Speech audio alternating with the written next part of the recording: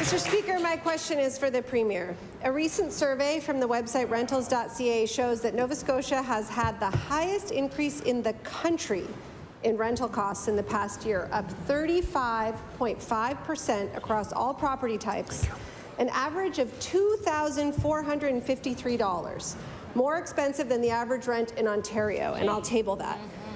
Mr. Speaker, by refusing to implement comprehensive rent control and enforcement and build non-market housing, the Premier is presiding over an explosion in rental costs. Can he see that the only people who are benefiting are the ones collecting the checks? The Honourable Premier. Thank you, Mr. We know the reality of the housing crisis that we have in this province. It's on the list of things that prior governments at all levels looked away from.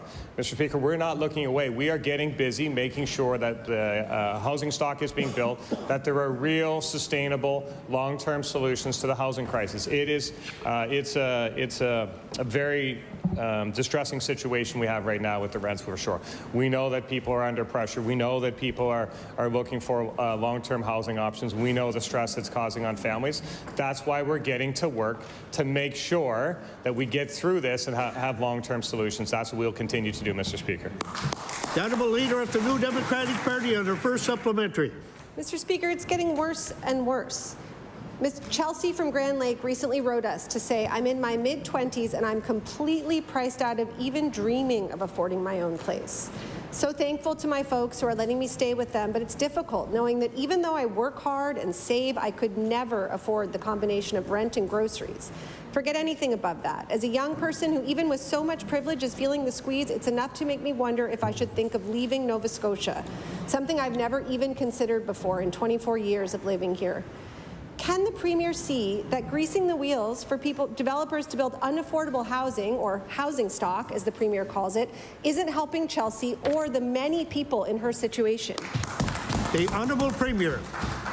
Thank you, Mr. Speaker, and I know a number of young people who have similar concerns and sentiments for sure.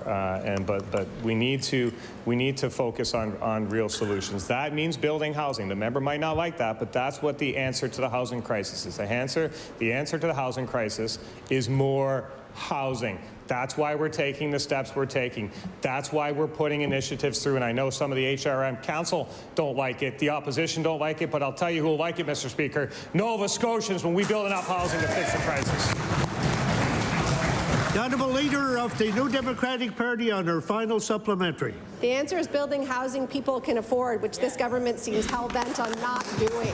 Mr. Speaker, I'd like to share another story. Terry Smith-Fraser is a full-time CCA who has worked in the healthcare sector for 30 years. She was recently rent-evicted from her apartment in Halifax and is now living in a van. Since then, she's noticed how many other people are sleeping in their vehicles. She said, with the housing crisis, I'm not sure what else people are supposed to do. Not only are the rents higher, but you need to make triple the income, and I'll table that. Last week, the Minister of Service Nova Scotia said that this government is continually looking at balancing the rights of landlords and tenants. Mr. Speaker, can the Premier see that the balance this government is looking at by failing to act is leaving Nova Scotians behind? The Honourable Premier. Oh, Mr. Speaker, in fact, balance is what is required to govern. We put a rental cap system in place. We'll look at other alternatives, rental supplements. We want to help Nova Scotians, and I would say to the member and to that Nova Scotian, we know that Nova Scotians are struggling. We know that CCAs in particular are struggling, ECAs. We know all these things, Mr. Speaker. That's why we took the steps we had to right the historical wrongs that have happened to CCAs over the years. That's why we will continue to try and make sure we support those Nova Scotians in terms of the wages of CCAs and others, Mr. Speaker. There are real issues with the housing crisis for sure. We need to build more housing stock to solve the housing crisis in this province. That's why we're focused on that. I encourage HRM Council and encourage the member opposite to get behind this government on getting that done.